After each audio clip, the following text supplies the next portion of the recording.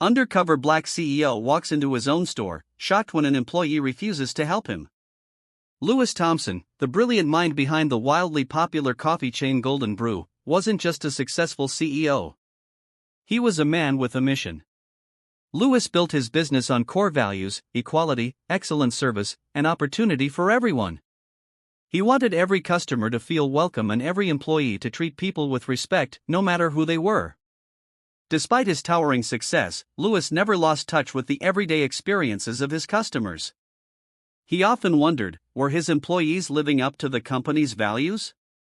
To find out, he made an unannounced visit to one of Golden Brew's busiest city branches. But this wasn't just any visit. Louis went undercover. Trading his sleek suits for a simple hoodie and jeans, he transformed into just another customer. The moment he stepped inside, the store was buzzing. The smell of fresh coffee filled the air as customers chatted and baristas rushed to fill orders. Louis smiled, excited to see his employees in action. But something quickly caught his attention. A blonde employee stood behind the counter, but she wasn't rushing to help customers. Instead, she leaned on the counter, scrolling through her phone, while a line of customers waited impatiently. Louis stepped forward, his warm smile directed at the employee. "Excuse me," he said politely. "Could I get some help, please?" The employee, whose name tag read Karen, barely glanced up from her phone. With an exaggerated sigh, she rolled her eyes and muttered, "I'm busy. Go wait like everyone else." Louis blinked, momentarily stunned by her rudeness. He stepped back into the line, observing Karen closely. After a few moments, she put her phone away and started helping customers. But Louis quickly noticed something troubling. Karen smiled warmly at white customers, took their orders quickly, and chatted pleasantly. But when customers of color approached, her demeanor changed. She became cold, dismissive. She rushed them along without so much as a smile. Tension grew in the room as Louis waited patiently. When it was finally his turn again, he approached the counter, determined to see if her behavior was a mistake. "Hi," he said with his usual friendly tone. "I'd like a medium latte, please." Karen didn't look up. "We're out of that," she said flatly. Louis frowned. He had just watched her make the same drink for another customer moments earlier. "Are you sure?" he asked, his voice calm but firm. Karen crossed her arms and gave him a sharp look. "Try another store," she snapped. The room fell silent. Louis felt a mix of disbelief and disappointment. Was this how his employees treated customers when they thought no one important was watching? Without another word, he nodded and walked out of the store. He had seen enough. This wasn't just about poor customer service. It was about something deeper, more troubling. As he walked back to his car, his mind raced with questions. How many other customers had experienced this? How many had walked away feeling disrespected and unwelcome? Louis knew one thing for certain. This wasn't the end of the story. It was just the beginning. Louis walked out of the store that day without revealing who he was. But inside, he was deeply troubled. This wasn't just bad service. This was blatant discrimination. Something he had worked tirelessly to keep out of his company. Back at Golden Brew headquarters, Louis wasted no time. He pulled up customer feedback and employee reports from the store he had just visited. What he found only added to his frustration. Complaints about rude service and unfair treatment kept popping up. Many of them mentioned a blonde employee. Some customers even suggested they felt unwelcome because of their race. It didn't take long to connect the dots. Karen had a history of this behavior. But there was another problem. Jessica, the store manager, had never filed a single report. Determined to get to the bottom of it, Louis invited Jessica to a private meeting. At first, Jessica was hesitant. She admitted that she had noticed Karen's behavior but hadn't said anything.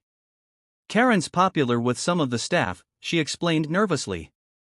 "If I called her out, I was worried it'd cause tension. I didn't want to make things worse." Louis listened carefully, his expression calm but serious. He assured Jessica that creating a fair and welcoming workplace was more important than avoiding conflict. He thanked her for her honesty but made it clear that allowing such behavior to continue wasn't acceptable. With Jessica's cooperation, Lewis started planning his next move. 1 week later, Lewis returned to the same Golden Brew branch. But this time, he wasn't in casual clothes. Dressed sharply in a tailored suit, he walked in with a small team of executives.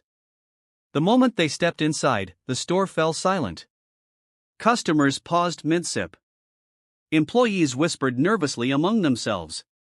Karen, oblivious to what was about to happen, was chatting with another employee when Lewis called for a staff meeting.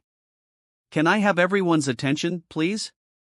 His voice was steady, commanding. The staff gathered in the seating area, their faces a mix of curiosity and worry. Karen leaned against the counter, still scrolling on her phone. Until she realized who was speaking. Her eyes widened. She quickly tucked her phone into her pocket. Lewis took a deep breath before speaking. "My name is Lewis Thompson," he began. "I'm the CEO of Golden Brew." Gasps filled the room. Karen froze. Her face turned pale. Lewis scanned the room, his gaze finally landing on her. "Last week, I visited this store undercover," he continued. "I wanted to see how customers were treated." He locked eyes with Karen. "What I experienced was unacceptable. I was ignored, dismissed, and lied to. And from the complaints I've reviewed, I'm not the only one." Karen stammered. I didn't know it was you." Lewis raised a hand, silencing her. "It doesn't matter who I am. Every customer deserves respect. Not just the ones you think are important." The room was tense. Karen's usual confidence had vanished. She muttered weak excuses, but it was clear they wouldn't help her now. Lewis looked at the rest of the staff. Golden Brew was built on the idea that everyone is welcome. This behavior has no place here. And it will not be tolerated. Karen sat in stunned silence. But Lewis wasn't finished. Karen's heart pounded. She looked around, searching for support. But none of her co-workers spoke up. Her confidence had drained. She had been exposed. Lewis turned to her, his voice calm but firm. "Karen, your behavior last week and the complaints I've reviewed show a clear pattern of disrespect and discrimination. That is unacceptable. And I cannot allow it to continue." Karen's face turned pale. "Wait," she stammered. "I can change.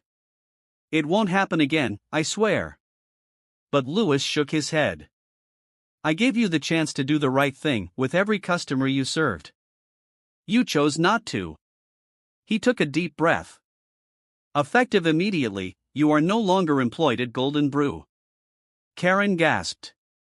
Her mouth opened, but no words came out. She turned desperately to Jessica, the store manager. But Jessica simply looked away. Karen's co-workers averted their eyes. No one was coming to her defense. Her actions had spoken louder than any excuse she could make. With shaky hands, Karen removed her name tag and placed it on the counter. She grabbed her purse and, without another word, walked out of the store. The door shut behind her. A heavy silence filled the air. Lewis turned to the rest of the team. "Let me make one thing clear. Racism and poor service have no place at Golden Brew. Our mission is to create a welcoming environment for everyone, and that mission will not be compromised." The employees nodded, absorbing his words. Then Lewis turned to Jessica. "Jessica, I understand the challenges you've faced. But as a leader, it is your responsibility to ensure this workplace reflects our values." Jessica nodded. Relief and determination filled her eyes. "I won't let this happen again," she promised. Lewis gave a small nod. "I believe you." He then announced a major change. "Starting today, we're implementing mandatory diversity and inclusion training for every employee. These sessions will focus on treating every customer with respect and ensuring that Golden Brew remains a space where everyone feels welcome." We will not wait for problems to arise. We will address them proactively. Some employees looked nervous, but others nodded in agreement. It was time for change. Word of the incident spread quickly. A few customers had witnessed the confrontation and they wasted no time sharing the story online. Social media exploded. People applauded Lewis for taking swift and decisive action against discrimination. Comments flooded in. Finally, a CEO who actually takes a stand. Respect to Golden Brew for showing what real leadership looks like. If more companies did this, the world would be a better place. Lewis wasn't focused on praise, though. He was focused on results.